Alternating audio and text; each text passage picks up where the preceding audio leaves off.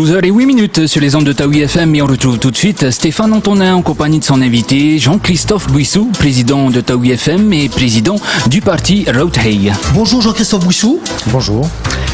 Dans l'affaire de corruption présumée pour laquelle l'homme d'affaires Bill Ravel, le syndicaliste Cyril Legaïc ainsi que Gaston Tétoinoui ont été placés en détention provisoire, de nouvelles révélations judiciaires font les gros titres de la presse quotidienne ce matin.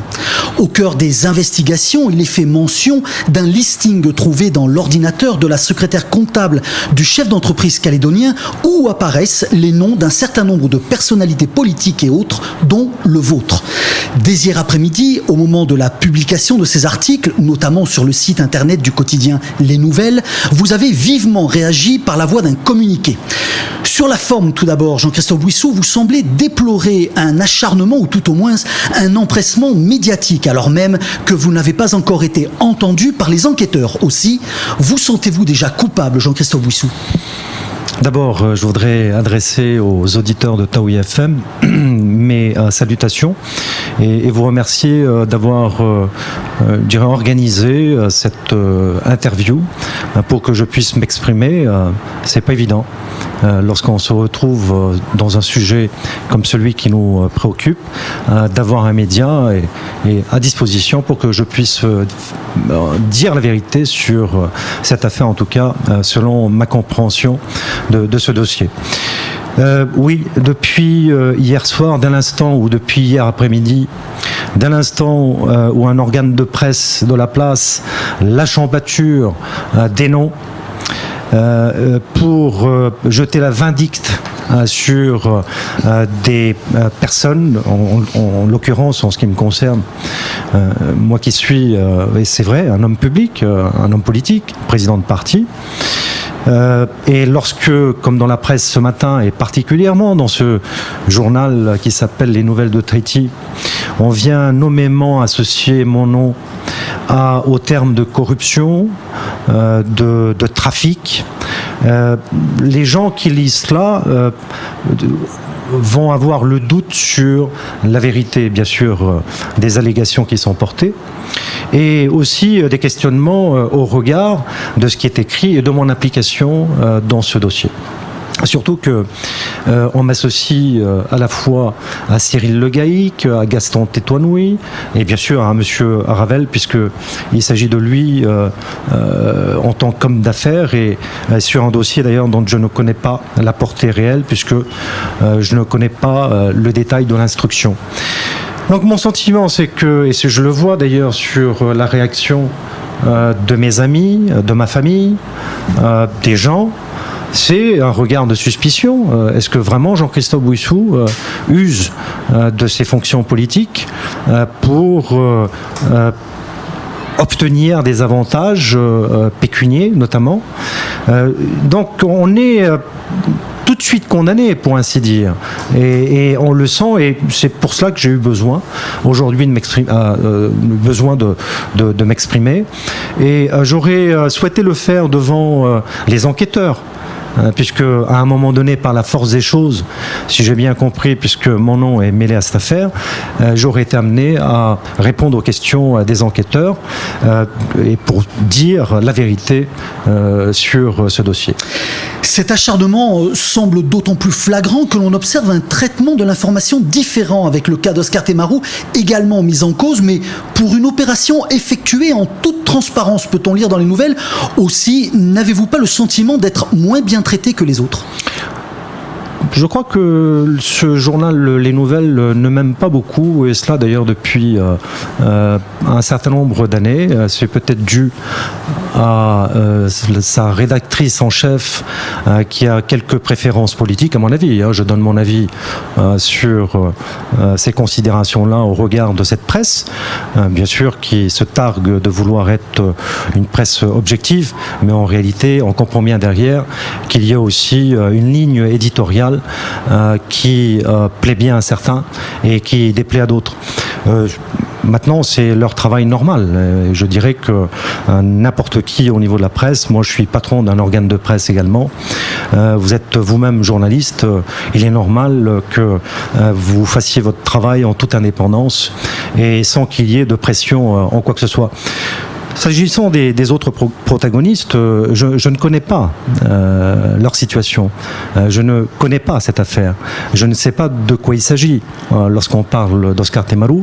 Ce que je constate simplement, et là c'est une analyse que je fais de ce que je lis comme tout le monde, il ne peut pas y avoir de financement de partis politiques à partir d'enveloppes en espèces. C'est rigoureusement interdit par la loi. Je crois qu'il est possible, au travers de cotisations ou de participations en numéraire, que jusqu'à hauteur de 20 000 francs, mais certainement pas à hauteur de 500 000 francs. Donc lorsque je lis dans la presse que, en ce qui concerne M. Oscar Temaru, il semblerait que ce soit tout à fait normal parce que ce serait un financement de partis politiques, écoutez, je m'interroge, à moins que la loi ait changé, il n'y a pas de financement de partis politiques à partir d'argent en cash. Néanmoins, donc, il y a quelque chose de rassurant dans tout cela, puisque la presse finit par conclure en ces termes, et je reprends le dossier ce matin des Nouvelles, où l'on peut lire « Rien n'est donc reproché aux personnes citées dans ce listing ». Auquel cas, on pourrait se demander, mais à quoi bon tout ce grand déballage ? Mais, écoutez, moi, dans le communiqué que j'ai envoyé hier, je dis mon exaspération. Il est quand même incroyable dans ce pays dans lequel nous vivons. Alors même que les personnes en question ne sont pas encore entendues par les enquêteurs. Donc je ne me suis pas exprimé pour dire quelle est la situation, et en fonction des questions qui me seront posées, on jette des gens en pâture des noms, on raconte des histoires, on tire des plans sur la comète et on essaye de faire coller ça à une certaine vérité. Vous voyez ? Donc je crois qu'à un moment donné, il va falloir que la presse en général, mais je dirais notre société, vienne à s'interroger sur son mode de fonctionnement. Vous voyez ? Parce que lorsqu'on a des responsabilités, et moi j'ai des responsabilités politiques, et lorsque je me suis engagé pour être au service du pays, je l'ai fait avec toutes mes convictions, mais c'est pour se retrouver systématiquement confronté avec ce type, je dirais, d'action, de déstabilisation, alors je m'interroge, c'est pareil pour les hommes d'affaires, lorsqu'il y a je dirais, une enquête qui est menée, et que cette enquête doit clarifier, je dirais, la situation des personnes incriminées. Et je dirais même qu'une enquête est menée à charge et à décharge. C'est-à-dire qu'il est fort possible qu'à la fin, rien ne sorte de ce dossier. Écoutez, je crois qu'il est normal que on laisse ces dossiers être traités par les inspecteurs, par les juges d'instruction, et ensuite se faire son idée en fonction des résultats. Moi, ce que je vois là, c'est qu'il y a déjà une condamnation dès le départ. Bien, je réfute évidemment cette manière d'agir. Sur le fond de l'affaire, à présent, parlons franchement, si vous le voulez bien, quand bien même je comprendrai votre souci de garder la primeur de vos explications aux enquêteurs chargés du dossier. Première question, connaissez-vous personnellement Bill Ravel ? Bien sûr. Je connais personnellement Bill Ravel, je le connais d'ailleurs depuis fort longtemps. J'ai été directeur de l'exploitation et directeur financier du port autonome pendant de nombreuses années, et d'ailleurs à l'époque où lui-même s'établissait sur le transport du pétrole en Polynésie française. Mais nous nous sommes plus connus, et sur un plan beaucoup plus amical, plus tard. Je dirais dans les années 90, les années 2000. Je peux dire que c'est quelqu'un que j'apprécie beaucoup parce que c'est un peu un aventurier, c'est quelqu'un qui a roulé sa bosse un peu partout dans le monde. C'est vrai qu'il est très très controversé de par, je dirais, certaines histoires qui ont pu être racontées, et notamment sur sa période en Nouvelle-Calédonie, mais je connais l'homme au fond. Oui. Je ne parle pas de lui comme beaucoup en parlent, sans connaître l'homme, sans connaître, je dirais, ses convictions, ses valeurs, ce qu'il défend dans la vie, et c'est un homme attachant. Maintenant, je suis capable, je dirais, de faire la part des choses entre des relations d'amitié et une fonction politique et une fonction de responsabilité. Je sais faire la part des choses. Le King Tamatoa en 2010 C'est une affaire que je souhaitais soutenir parce que c'était une bonne chose pour la Polynésie française. C'est une bonne chose pour les populations des Raromatei. Et je crois que j'ai été bien suivi par la population. Est-ce qu'il y a eu une compromission dans mon positionnement? Non. N'en faites-vous pas justement aujourd'hui les frais de ce soutien apporté au King Tamatoa au moment où le gouvernement de l'époque ne pensait qu'à mettre des bâtons dans les roues de ce navire? Non, je n'irai pas jusqu'à dire cela. Je ne pense pas qu'il y ait une opération menée, que ce soit par la justice, pour tenter de déstabiliser. Je ne tiendrai pas ce type de propos. Par contre, oui, au niveau de la presse, il est bien clair qu'il y a une recherche à vouloir discréditer, à vouloir amalgamer les relations que je peux avoir avec Bill Ravel ou avec d'autres d'ailleurs. Heureusement que je cite pas mes amis, parce qu'auquel cas, il serait difficile pour eux de pouvoir soutenir de telles relations avec ma personne. Donc je n'irai pas plus loin. Je dirais simplement que je suis maintenant ici pour répondre aux questions. Vous allez me poser la question cruciale, celle qui intéresse tout le monde, et je vais y répondre, et vous allez voir que c'est d'une limpidité extraordinaire. Donc ma question elle est la suivante: le listing dont il est question ce matin ferait apparaître, vous remarquez que j'emploie le conditionnel, le versement d'une ou de plusieurs enveloppes en argent liquide. Alors vous confirmez? Non, j'en sais rien, j'ai jamais vu ce listing. Ça, ce sont des écrits dans la presse.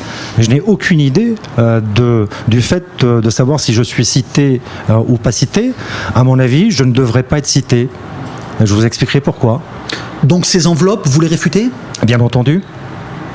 De la même manière que vous réfutez ces enveloppes qui ont transité par un fonctionnaire du Haut-Saria, également mis en cause il y a quelques jours? Absolument pas. Alors là, j'en reviens maintenant, puisque manifestement, c'est ce point précis qui est mis en avant au niveau de la presse et dont on entend dans les rumeurs. Bien. En 2008, et je crois que c'était au mois de janvier 2008, je sollicite un certain nombre de sponsors pour la radio.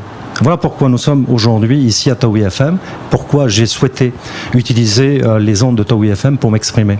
C'est en ma qualité de président de radio. La radio est soutenue par un certain nombre de sponsors, des gens que je connais très bien, qui me font confiance, et ce depuis la création de la radio. D'ailleurs, je peux dire qu'à peu près chaque année, nous avons entre 2 millions, 3 millions, jusqu'à 5 millions de francs de sponsoring.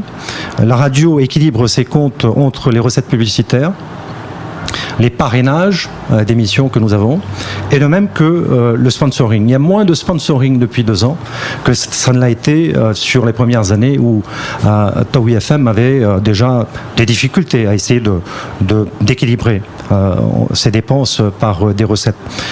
Et donc, sur cette année 2008, par exemple, nous avons eu un peu plus de 4 millions de francs d'aide financière de la part de personnes dont je tairai les noms, bien évidemment. Ces personnes n'ont pas souhaité qu'on jette en pâture, une fois de plus, leur nom, surtout à l'intérieur de dossiers comme celui qui nous concerne aujourd'hui. Et Bill Ravel a participé au travers d'un don de 500 000 francs au niveau de la radio.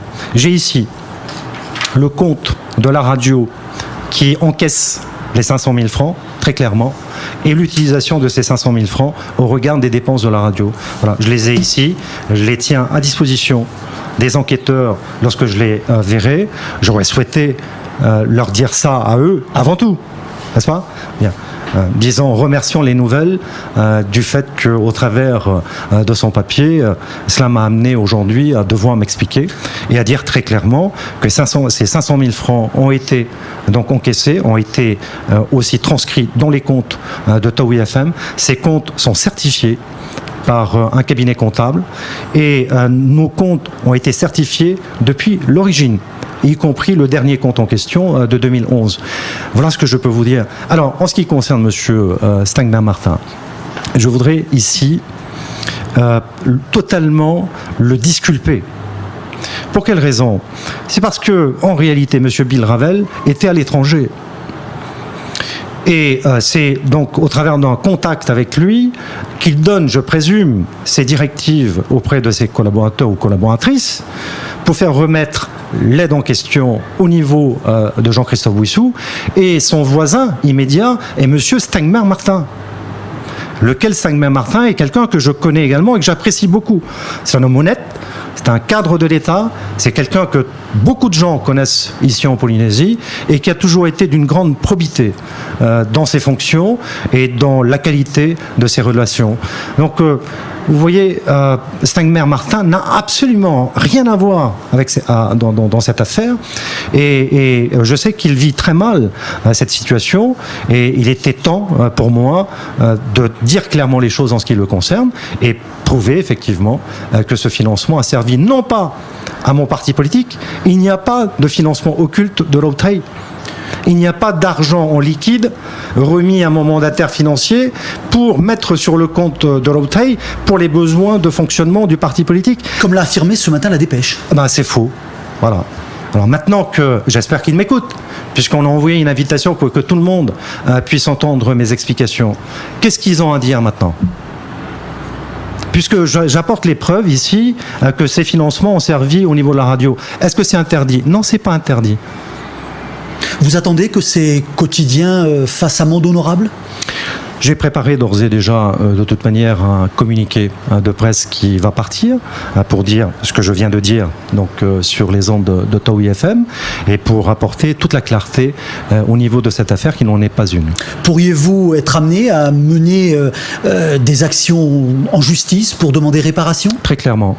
Et je le mets dans le communiqué. J'attaquerai tous les organes de presse et tous ceux qui m'auront diffamé dans cette affaire, à commencer bien sûr par les nouvelles, mais j'ai une amie qui m'appelle ce matin qui me dit « Oh, qu'est-ce que j'ai pas entendu sur Énergie ?» On parle de pot de vin, on parle de... Écoutez, je vais être impitoyable dans cette affaire sur les comportements des organes de presse qui tendent à salir systématiquement les hommes publics ou les hommes politiques qui se retrouvent cités dans une affaire qui ne les concerne pas. D'une façon générale, enfin, ne craignez-vous pas que cette médiatisation à outrance des différentes affaires, jugées ou non, ne contribue finalement à discréditer la classe politique polynésienne, tout au moins celle actuellement aux commandes du pays ? J'ai eu l'occasion de le dire sur les ondes Polynésie Première, lorsque j'étais invité du plateau, sur ce questionnement concernant la corruption des hommes politiques, etc. Et je crains fort que c'est aussi le comportement de certains journalistes qui tous les jours ressassent, je dirais, des affaires et montent surtout des histoires sans connaître la fin réelle des instructions qui sont menées. Laissons la justice, laissons les enquêteurs faire leur travail. Et en ce qui, bien sûr, il est tout à fait normal aussi que la presse rende compte, mais il faut faire attention à ne pas dépasser les limites. Vous êtes confiant dans l'avenir, Jean-Christophe Bouissou, pour cette affaire ? Bien sûr, je suis confiant, sans aucun problème. Mais voilà, j'ai besoin de m'exprimer et j'aurai certainement besoin de m'exprimer aussi dans le cadre de cette enquête et je le ferai avec plaisir. Merci donc Jean-Christophe Bouissou d'avoir accepté notre invitation. Merci à vous. Taoui FM, la meilleure radio du Fénouo.